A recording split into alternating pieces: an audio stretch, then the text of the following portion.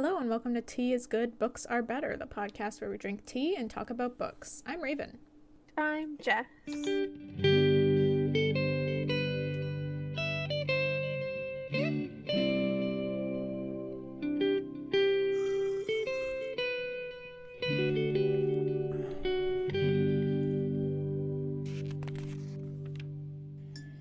What are we drinking today, Jess? I'm drinking that ginger lemon honey tea again. The same one as last time? It was good. I am drinking chamomile. I think it's like chamomile honey vanilla. Nice. Vanilla? What? Yeah, and I'm currently stirring my honey into it still. Have you tried it? Have I tasted it yet? Yeah, it sounds good. I've drank it before, but right now, not yet. I'll have a sip. That's bomb. I think the first time I had chamomile tea was at, we went to Nelson. Shannon's place? Yeah, when she was staying off in, the ranch by herself. Yeah. What were we there for? Same. That was also your first time trying chamomile? Yeah. And I think that was also... just us, right? Was it just us? How unusual. What were Uncle we doing? Patrick and Edna, I think, stayed one night, but we didn't really see them, I don't think, because they, left before we did. No, I mean, it was just us, and was Dad there? Was it just us? Oh. Wait, was that for Shannon's wedding? Oh, because we didn't see Shannon at all. Right. During her wedding. True. Maybe Dad was there, but he was in the main house, and we got to go to the side house with Shannon? Yeah, that sounds right. But what did we go for? I have no idea. Were we just visiting? Probably. You didn't come when we went spelunking, did you? Yeah, I was there. Okay, that's there's photos of me at the cave. I don't recall. I only have pictures of me. No, because remember you borrowed my pants? Nope. Yeah, you borrowed my pants because yours were dirty for some reason. All your pants were dirty. So you borrowed my pants. Uh-huh. And I gave you my brand new sweatpants that I just got from work to wear because they were baggy on me, so they'd fit you. That's not a shot at you. I'm just really small. I know. Just for people who are listening. Listeners. Yeah, for them. So, and then you were crawling around on them in the caves, and I was so pissed. You don't remember this? No. Yeah, I was choked. I believe you. I believe that happened. It was a bitch, my new pants. Okay, yeah, so I guess it was just I was definitely there when we went spelunking, yeah. Okay. Mom has those pants now, funnily enough. Nice. Whenever I do a spring cleaning and I go through my closet and throw a bunch of stuff into a garbage bag, I'll put it in a central area so that I remember to take it to a donation box. And then Mom always ends up telling me not to take it so that she can go through it and pick stuff out for herself, pick stuff out for our family in Mexico. She does the same with me. I'm like, my shit's not gonna fit you, Mom. Yeah. You're too small, but she insists that she has to go through my stuff. Yeah, I think she even found a bag of stuff that Jake is giving away the other day. She came up here and she's like, what is this bag of stuff? You giving this away? And I was like, oh yeah, it's just Jake's old stuff. And she takes it downstairs. Wow. I was like, okay, Mom. She's just so... She has something against waste, and I put that in quotations because, donating it is... Not wasting, it's recycling. No, yeah. Sort of. Yeah, there's arguable points about how recycling clothing doesn't really make up for fast fashion or whatever the fuck. Yeah. But She has like an issue with throwing stuff away. Yep. Like a real issue. Oh, I know. Yeah, that was like taught to me as well. Took a long time for me to start realizing like I don't want to have all this crap. Yeah. And to start like getting rid of shit. And that's, you've been talking about doing that recently. Going through your like extra room or whatever. That's where they're all going. Yeah, because it's just crap that you don't like need or want. And yeah, I don't love it. It's taking up space. I'm only keeping it because I have this urge to keep things. Yeah, it's like for a lot of things, sure, there's like sentimentality or some emotional attachment, but I think for us, a lot of it is just like, oh, I could use that like 10 years from now. Then, no. It's just like not a good excuse to take up space. Well, we got derailed. That happens a lot. Fuck. All right, let's do a Storm of Swords. So we talked about tea. Where did we leave off our characters? Don't forget when you edit the last one to move. Oh yeah, get rid of the Tyrion summarization because we didn't do Tyrion. True. Tyrion. I can just edit that one into this one. Oh sweet. Okay. Skip. He visited his papa. His papa told him that he would never have Casterly Rock. Right. And he's basically like ashamed of having a dwarf for a son and thinks it was a curse. Or like the gods. His punishment, humility. Jesus Christ. Arya. She's escaping Harrenhal with Gendry and Popeye. She's trying to get to River Run. That's the goal. What happened in the last one, though? She's already had a chapter. I think it was just travels. Oh, really? It was just her traveling to River Run. Nothing interesting happened? I don't remember anything interesting happening. It was just travels. Okay. And then Catelyn, she's watching her father die? I don't know. She was confined to her father's chambers for setting free Jaime. And her father's been saying Tansy and said something interesting about forgive me Tansy? and there's like weirdness about Lysa, I think, because Kat's like wondering if Lysa got pregnant, quote, the first time, unquote, whatever that means. I heard that, by the way. It wasn't a burp, it was that oh, it sounded like a burp. All right, so let's do Tyrion. Chapter 12 is Tyrion. So I didn't write a lot. My word. Okay. Tyrion surprises. Whoa, stop. God. Wait, are you taking notes on your computer now? Yeah. Wow, I'm so impressed. That was easy. I told you from the beginning. You were going through notebooks and notebooks. I'm an old lady. Okay, so Tyrius. Wow. God, what am I doing? What a great start. We're professionals. I'm struggling here. Okay, Tyrion surprises Varys in his chambers. Tyrion is shocked that Varys remembers him. /s sarcasm. What do you mean he's shocked that he remembers him? He's like, oh, you remember me? Oh. And Varys is like, what? Oh, I see. My lord. And it tells him that he's been snooping, but Sally didn't find anything of interest. So Varys lives a very boring life in his very boring room. Varys asks if Tyrion is upset that he never visited, and Tyrion says that it made him think that he was family. Oof.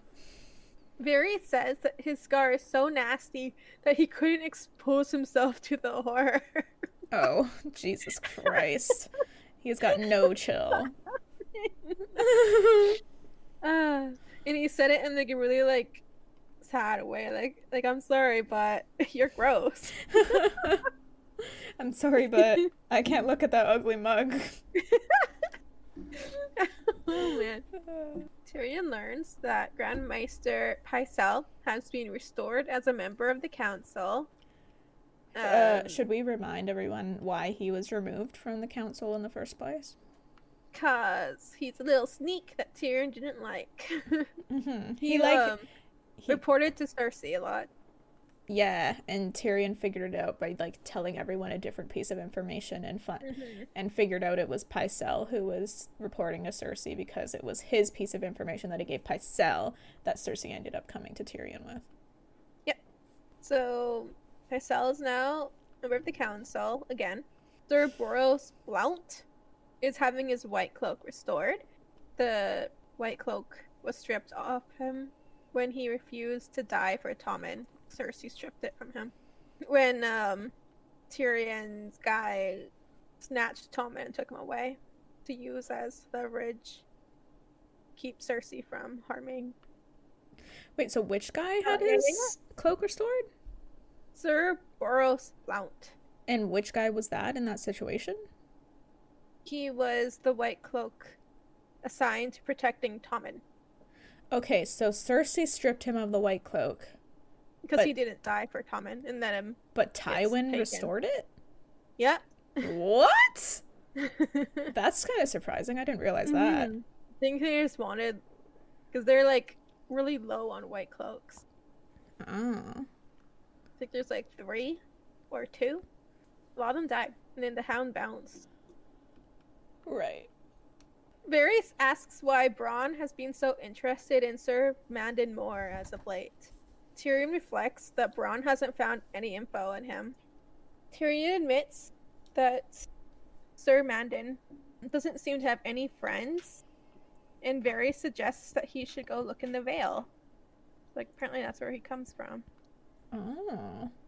Tyrion tells him that he's here because he wants to see Shae. Varys doesn't think that's wise, because he thinks Tywin's gonna kill her. Tyrion understands, but he means to send her away. He just wants to see her one last time. He had seen her the day before. They had passed on a staircase, but he couldn't acknowledge her other than a formal nod, and it drove him nuts. Tyrion asks Varys if he knows who is spying on him, and Varys tells him that it's the Kettlebacks, but he isn't sure of who else. But he knows that there's more. Who are the Kettlebacks? I think they're like Cersei's goons. Okay. They're knights. I don't quite remember. They were in the last book mentioned. I don't remember who they are though. Okay. Also, why do I not believe Tyrion when he says he's gonna send Shae away? He's a weak little man who likes to get his cock wet. Ew. Oh, and Tyrion has Lord Varys spying on him. Oh. So Varys admits that, right? Varys tells him. Yeah, Tyrion's he's like, yeah, I'm spying on you. So they set up a time and place, which is Varys' room for the rendezvous. And Tyrion heads back to his chambers, almost skipping in excitement. To meet Shae. Yeah. He takes a long bath, rubbing himself pink, and has Paw trim his beard, which he grew to cover up some of his scars. He dressed in his finest clothes before realizing how dumb he's being, and he dresses down and then heads out to Varys' chambers. He's walking through the courtyard. This is gross. When he sees a group of men outside the kennels fighting 2 dogs and watches as the smaller one tears half the face off the larger one. Ew. Oh. Ew. That's horrible. Yep. Entertainment back then. No He video reaches- games, so let's fight with our dogs. Terrible. He reaches Varys' room where Shae immediately pounces on him. 5 thrusts later, they are done. Shae likes his scars and says that they make him look tough. She asks for all her jewels and silks back, and she asks if she's gonna stop serving lollies soon. She wants to go back to that house that she was at in the last book. Have all of her stuff and all of her servants. Right. Tyrion tells her that she needs to leave the city. It's too dangerous for now that his father is there. Shae ignores him and asks if she can come to the wedding feast. She would go with Lollies, but Lollies is too frightened of men. PTSD. Mm-hmm. Lady Tandas's singer, Simon Silvertongue, had told her all about it. And then she puts him in her mouth and they go at it again. Afterwards, Tyrion begs her to understand reason, but she stays silent and she won't talk to him. She begs him to keep her, as she knows that she's his whore, but she wants to stay with him, and so he agrees and promises, while calling himself a fool in his head, like, no, you're supposed to send her away. No.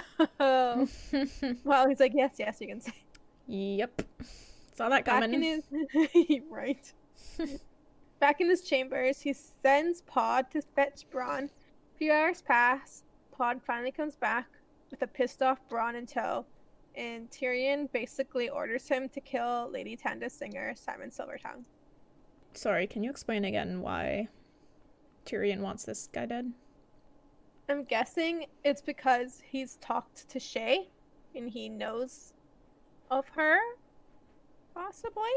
Like, he doesn't know who Shay is, but he knows of this person's existence. And he knows of Tyrion's relationship with her. I don't know if he does. He does. We found out in the end of the last book, I think. He was the guy who was like, Tyrion showed up at the house, and then Simon Silvertongue was like, oh, Lord Tyrion, like, what are you doing here? And Tyrion was like, you should have pretended not to recognize me, you dumbass. Do you remember that? Nope. Goodness. Yeah. Well then. Mm-hmm. Yeah, that's that chapter. That's it? Yup. That was it. I think at one point it mentions that Loras is 17. So I remember we were talking a couple episodes ago about like how old all the Tyrell children are, and so Loras is 17, Marjorie is 16, and then Willis we think is like late 20s, mid to late 20s. Yeah. Okay. So what the heck? Come on, Tyrion. He is dumb. It's okay. He'll learn. Oh, he'll learn. Oh, you have no idea. Ready for Arya? Yeah. They're digging through the garden of a dead man when Arya hears a man singing in the distance. The boys hide behind the cottage while Arya hides behind a tree. A man's voice declares that he thinks someone is behind the wall and tells the archer to drop a few arrows behind it. Arya steps out saying, don't shoot, and sees three men. The singer with a wood harp, an archer, and a tall man who looks like a soldier. The men threaten her to put down her sword lest they shoot her. And they seem to be playing nice, like they're being really sweet with her. And she threatens them to leave her alone or she'll kill them. Gendry and Hot Pie step up from behind the cottage to back her up. The men like their horses and everyone introduces themselves. Tom of Seven Streams is the singer, Angai is the archer, and Lem is the soldier. And then they introduce themselves as Hot Pie, the Bull, and Squab. You guys can figure out who's who. Tom recognizes the Bolton sigil on Arya's chest and kind of respects that they escaped Harrenhal. Hot Pie tells them that they are headed to River Run and asks how far it is, which pisses off Arya. Oh, Hot Pie. Dumb fuck. Shut your fucking mouth. Jesus Christ. Tom tells them that it's far upstream and offers them a hot meal at a nearby inn some of their friends run. And they tell Arya not to try anything. And the archer, faster than Arya can keep track of, sends an arrow right past her ear. And she realizes that she hadn't understood Syrio when he said quick as a snake. She realizes that they have to go with them or they will die, so she agrees. Tom and Hot Pie sing along the way, which makes time go faster. They sing The Maiden and the Bear. And that's the same song that Butterbumps sung. in Sansa's chapter. Oh, is it? Nice. Seems like a popular song. Yeah. When they reach the inn, Arya notices that they have a dock with a small boat, which she points out to Gendry, suggesting that they take it and use it to get to River Run. But Gendry's like, do you even know how to sail a boat? And she does not. And the inn has a painted sign of a king on his knees. What? Oh, that's Brienne's boat they're looking at. Uh-huh.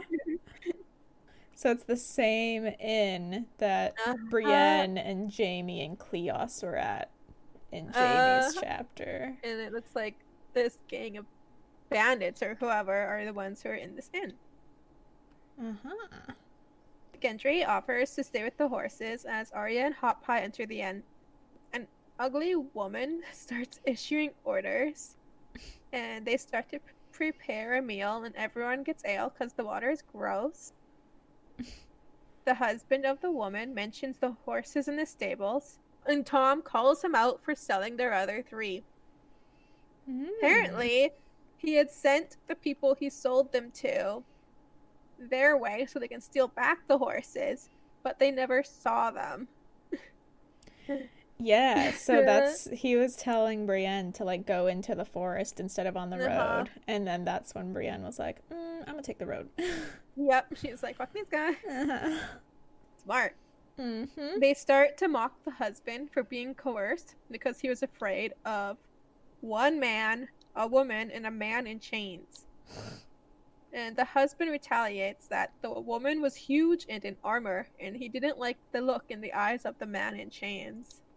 While they're eating, Tom hands Arya a piece of paper containing an IOU of 3 gold dragons for their horses. She has to accept it or they will take them, she knows. Arya rejects the paper and says she wants the boat instead, and that they have to teach her how to use it. Everyone starts laughing, which pisses Arya off, but she also starts to smile. And then Gendry runs in, yelling, like, oh, riders. There's riders. Oh, shit. The riders of Rohan. Arya and the boys freak, but the merry men just tell them to chill. Arya grabs her sword, but Lem doesn't like that and grabs her, so she smashes her tankard in his face and then runs. But the door opens and 3 ragged men step in. Yeah, she straight up panics. The 3 of them just panic. Yeah. Arya recognizes one of them, Harwin, who she grew up with in Winterfell. She calls to him, but he doesn't recognize her.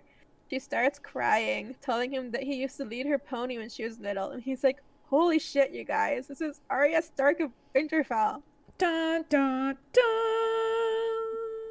And that's that chapter. That's pretty crazy. Yeah. So everyone in that inn now knows she's Arya Stark. Everyone. Not just some random girl. Yeah. Like, people are looking for this one. Lannisters are looking for her. Damn, what the fuck happens now? Yeah, I can't wait for Arya's next chapter. That's crazy. Same. I don't remember like anything from the show at this point. Oh. Is this like essentially what happens in the show? In the show, they bring them to a cave, not an inn, and then they bring in a prisoner who is the Hound, and the Hound recognizes her. Oh, what the fuck? That's really different. Yeah, so it is pretty different. Yeah, I think the first book is the closest to the show, and then the show slowly starts to move away from the books. And they keep like the storyline, but it's not as specific as the books are. Right. It kind of sounds like they trimmed some stuff here and there to kind of like mash other pieces together quicker. Yeah. They like added some extra characters, like I guess all of Theon's torment. They had to add that. And there's not as much Dany, and they added more of her. Right. In the show, it's because popular characters. Yeah. Trying to keep these guys in the loop. Gotta pay these actors too. True. So next we've got Catelyn. Cat knows Robb has returned when she hears the dogs in the kennels go crazy. This is chapter 14, by the way. The dogs only freak out when Grey Wind is around, so that's how she knows that Robb is back. Cat is still in her father's chambers, and he's growing weaker and more delirious every day. He still mutters the word Tansy and constantly begs for forgiveness. I'm so curious who the fuck that is. Right? Can't wait. Come on. Who is Tansy? I just need answers! Right? Edmure hasn't visited Cat at all since their last talk. But she did watch Sir Robb and Rhaegar return with his men, and they all walked back, it seemed, so that means somehow the Kingslayer sunk their galley and escaped. Ooh. So does this mean that all of Sir Robb and Rhaegar's men survived? Brienne throwing the boulder into their ship and... I don't think all of them did. Some of them were hit by the boulder. Right. And I think Jaime saw some of them in the heavier armor sinking. Ooh.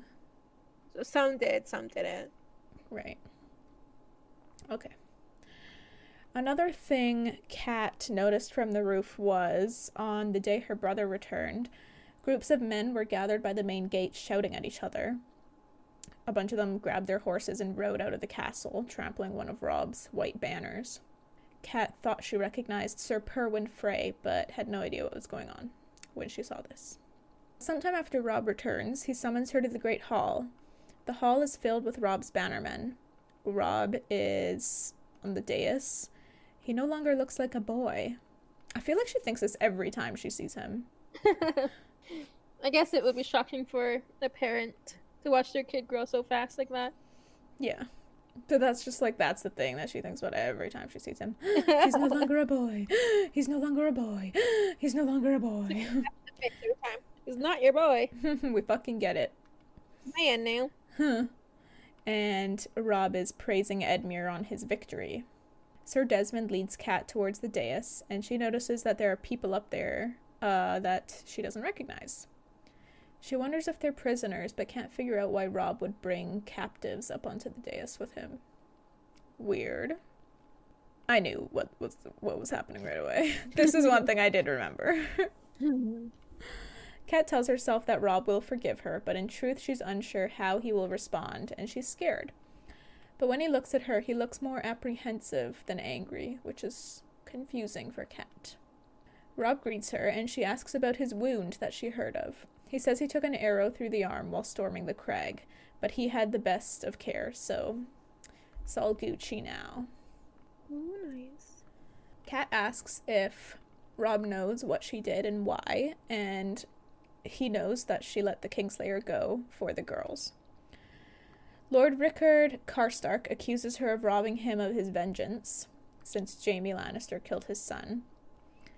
But Kat responds that the Kingslayer's dying would not have bought life for his children, but his living may buy life for hers. Yep. The Greatjon starts to defend Kat, kind of, saying women are just made that way. Karstark continues to argue, calling it treason, until Robb interrupts. He says no one will call his mother a traitor in his presence. He would wish the Kingslayer back in chains if he could, but he knows Kat did what she did for love and out of grief. He says, quote, "Love's not always wise, I've learned. It can lead us to great folly, but we follow our hearts wherever they take us. Don't we, Mother?" Mother?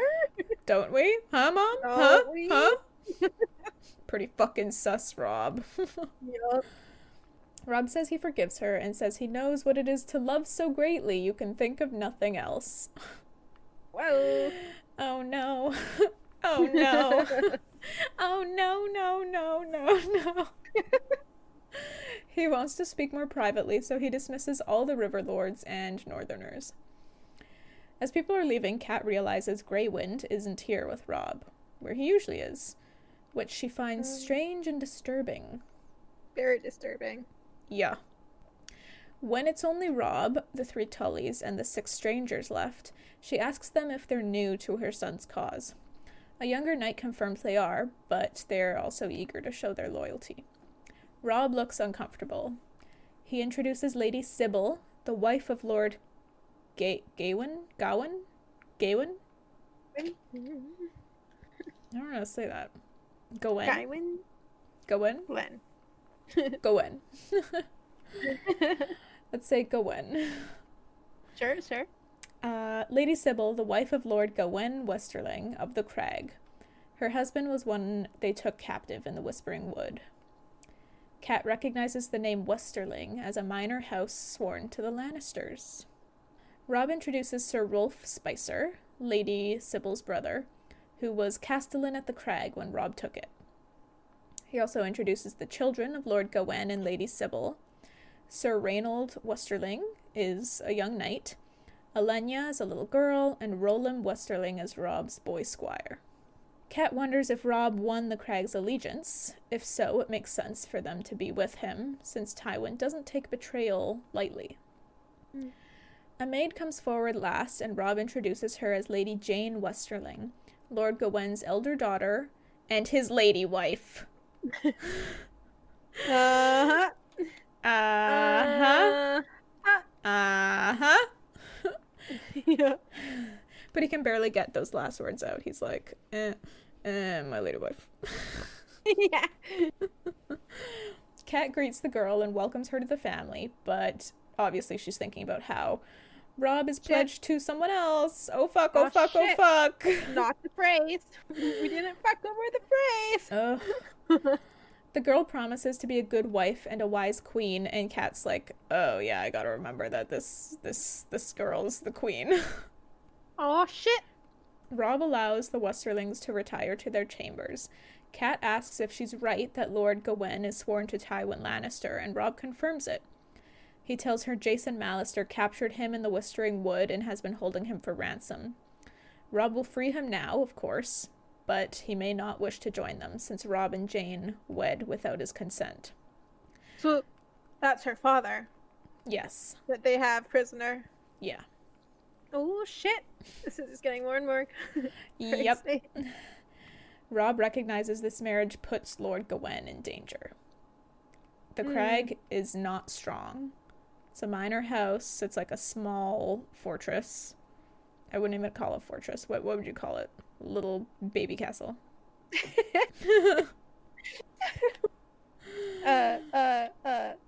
A wee little I forget how you say that. what? Oh man. It's like escaping me. I can't say. But what? I can't. I don't remember. What's the description of it? Like a tiny little hold, Yeah. but like so small. And I think it has a name, but I completely forget. I forgot my words. Yeah, so it's like a tiny wee little baby hold. It's very close to Casterly Rock. Oh, okay. Robb says that for love of him, Jane may lose all. Yeah. And Cat's like, well, you've lost the phrase, my boy. Yep. Cat, You fucked that up. Cat now understands why Perwyn Frey and the rest left in such anger and haste. Mhm. Cat asks how many swords come with his bride. He says 50. The worst. 50. 50 swords and a dozen knights. Get on with how many he lost. Yeah. The phrase had 1,000 mounted knights and almost 3,000 on foot. Oh man. Bruh. What a fuck up. Oh, I love how Robb sounds glum this whole time, but it's like, you made your choice, dude. I think it was definitely an honor thing for him. He was trying to be his father. How do you He's mean? like he did the deed with her, and he's like, fuck, I have to marry her now, or it's a dishonor on her. Cat asks how this came to be, and Robb says the Crag was weakly garrisoned, so they took it by storm one night.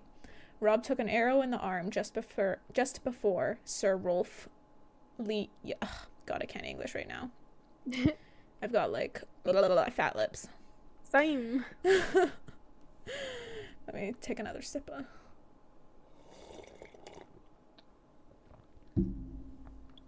Robb took an arrow in the arm just before Sir Rolf yielded the castle. That was really hard to say for some reason. Relatable. His wound festered, and Jane nursed him until it passed, and she was with him when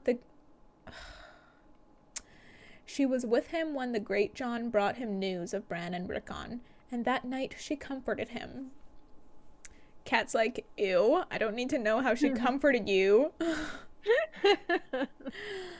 And Robb wed Jane the very next day. Kat says Lord Frey is gonna be fucking choked. Robb has done the phrase, a great insult. Robb knows, but thinks they could arrange other matches for Lord Walder's daughters if he will be reasonable. Kat's like, he's not reasonable! Nope. Lord Walder wanted to be grandfather to a king.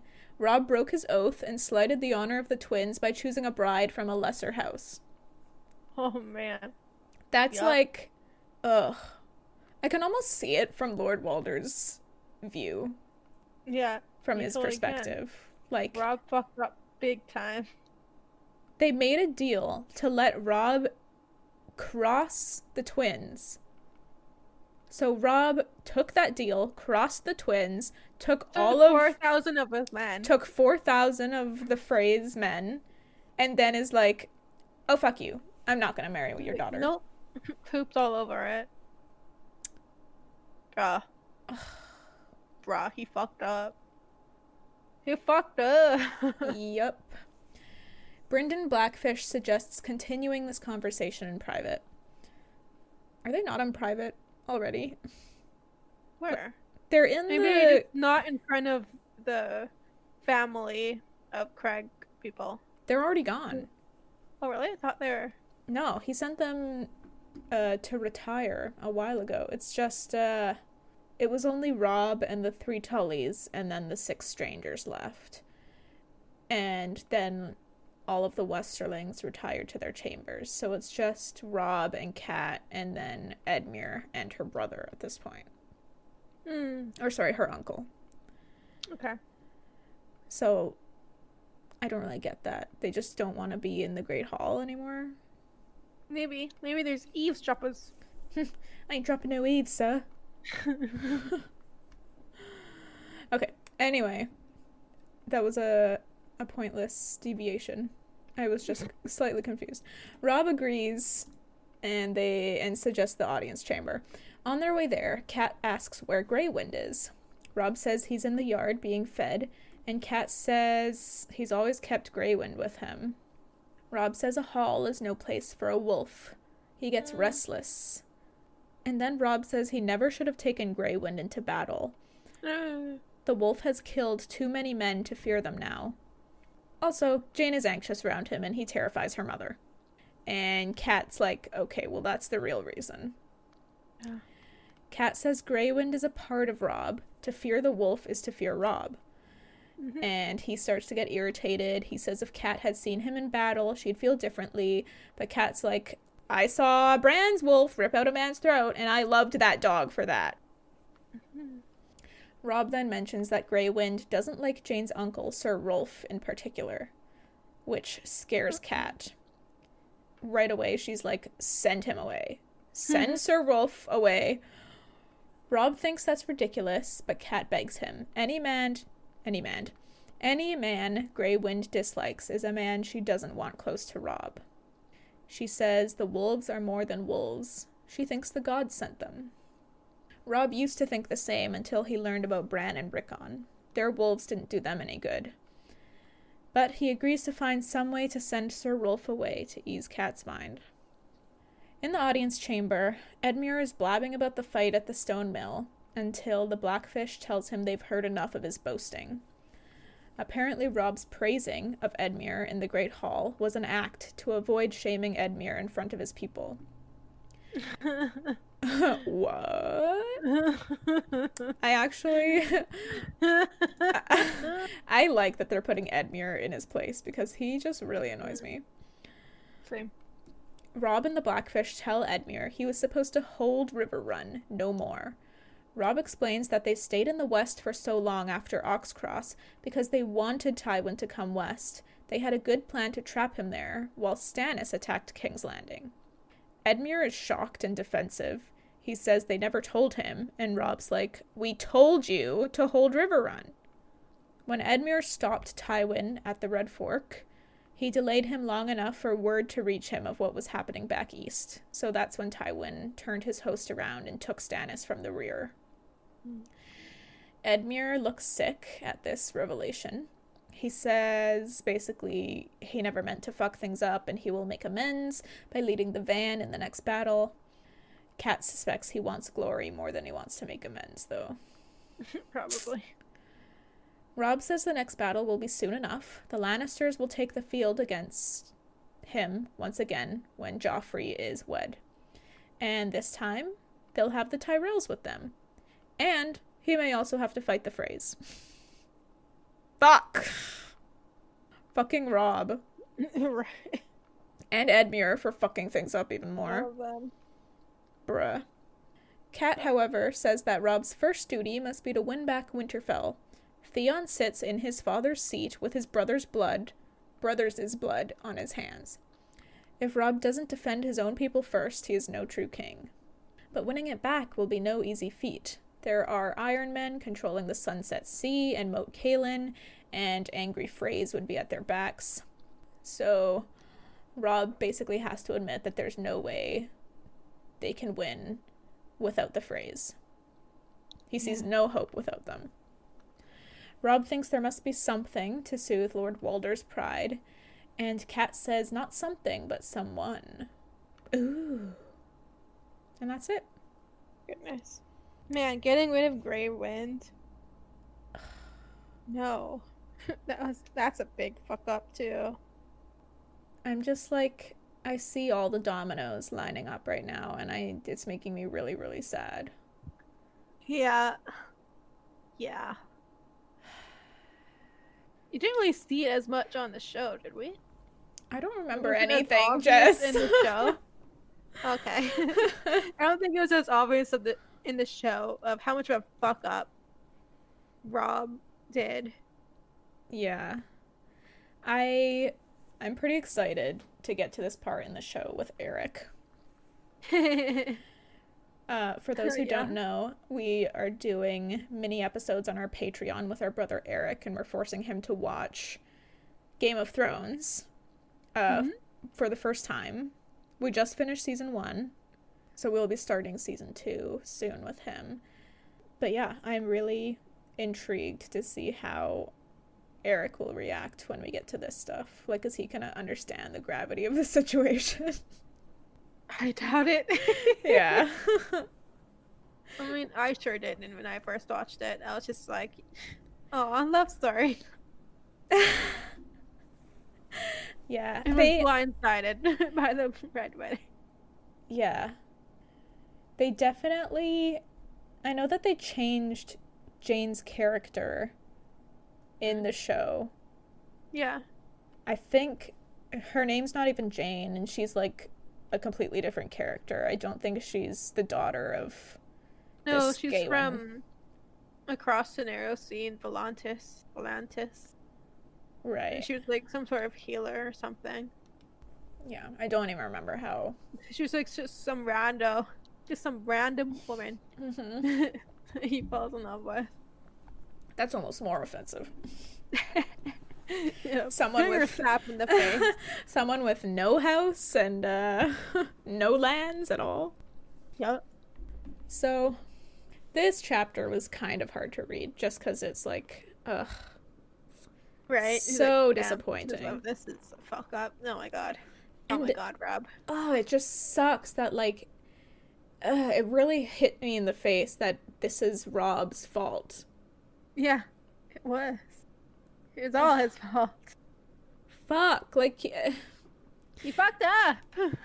Do you really think he just married her because he slept with her, or do you think he was actually like falling in love? I'm pretty sure he married her because he slept with her, and maybe he had the love feelings that men feel when they sleep with someone.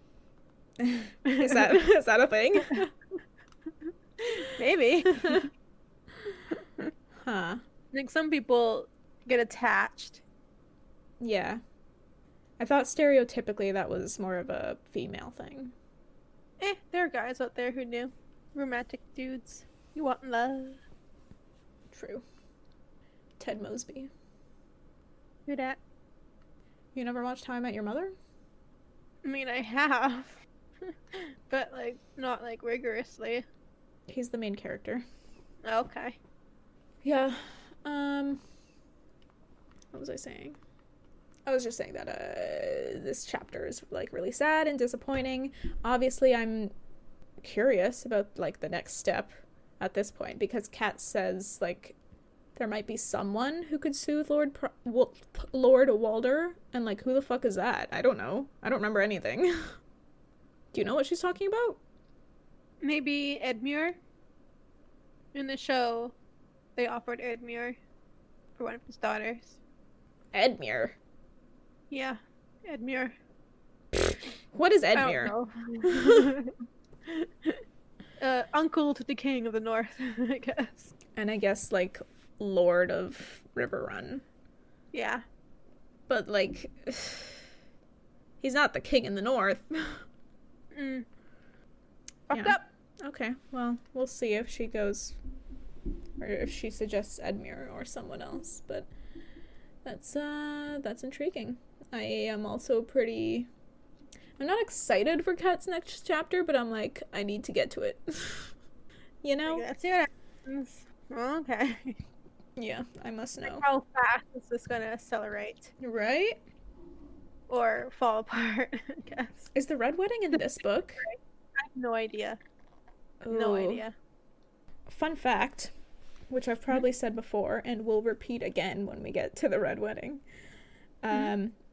George R.R. Martin has said that he wrote whichever book that the Red Wedding is in, he wrote the whole book skipping the Red Wedding chapter and then went back at the end to write the Red Wedding chapter because he was not able to write it the first time. So he knew it was gonna happen. It's like, oh fuck. Well, he did, and that's the chapter. He's just like, so this happens. Like skips it completely and then goes to the aftermath. I don't think we're spoiling anything. I bet that'd be hard to character who was doing spoilers. So well. And to do it to like basically this. Ugh. Because he fucked up. Fucking Robb. I really wonder how George writes. Like, does he pre-plan this stuff, or like does he craft it himself, or does the story just kind of come to him? I wonder if it comes to him, because there are times where I believe I've read that he wanted the story to go a certain way but ended up going a completely different way because the characters didn't agree with what he wanted in his head. Right. Yeah, that's how you know you got strong characters. It's like when they start making their own decisions and you're like, yeah, wait, what? But no. And suddenly, as the writer, you're not writing it anymore. They're dragging you along. Yeah. Yeah. I find that that's happening to me less and less as I write. Yeah. And I don't know if it's because, I mean, maybe my characters are just way weaker than they used to be, but I think maybe I've just become more aware of all the different aspects that go into storytelling, maybe. Now that I've, been in school for creative writing and have graduated. But I find myself, like, pushing the characters along now more than being dragged along myself, which is interesting. Maybe you'll get there one day with experience. But I think there's plenty of writers who push their characters around. I think you're right about how that's the way that George writes, because he goes through, like, I think, from, like, what I've gathered from things he's said in interviews and stuff, that he goes long whiles without being able to write. And I think that's maybe because, his characters aren't speaking to him in the moment or something like that. Whereas someone like Stephen King like forces himself to write a minimum of 6 pages every day. Man. And he pumps out work like there's no tomorrow. Snapping fingers. It's so interesting to compare those two. And they're always like the comparison that I go for. They are different styles. Mm-hmm. But also like both very successful and very well known. So maybe that's why I compare them so much. But also I often remember that interview where George like says to Stephen King, like, how do you write so much? Because they were like interviewing each other. It's like, I just shit them out. But anyway, I guess that's enough of A Storm of Swords. Have you finished WandaVision? I have. What'd you think? No, it was good. Mm-hmm. Sad, but good. Mm-hmm. Yeah, I cried like a baby in the last episode. Aw. I don't understand White Vision. What do you mean? Like, what happened to him? Just showed up and he was gone. Like, you don't understand what he did after, or you don't understand where he came from? Like, what do you not understand? Both, all. Okay, so the vision that Wanda created was not created from any matter. Like, she made him out of nothing. Oh. So Vision's actual body was still in the lab with Sword. And so to take out Wanda, they crafted Vision. Like, they put it back together. They put his body back together. Oh. And then, like, brought him to life again as a new AI or whatever. And that's what White Vision is. Oh. And what happened to him afterwards? I don't think we see what happens to him. Oh. Like, what's the last that we see of him? I don't remember, actually. He was talking to Vision. Yeah, and Vision basically just tells him that he's his own person, right? I don't remember exactly what was said. But I think the basic idea was that, like, Vision told new White Vision that he didn't have to obey Sword, or, like, he could do his own thing, or he had free will, or something like that. Yeah, something like that. Something like that. And then I think White Vision was just like, oh, cool, and then flew away. And that's the last we saw of him. Oh, shit! Really? And then he's gone.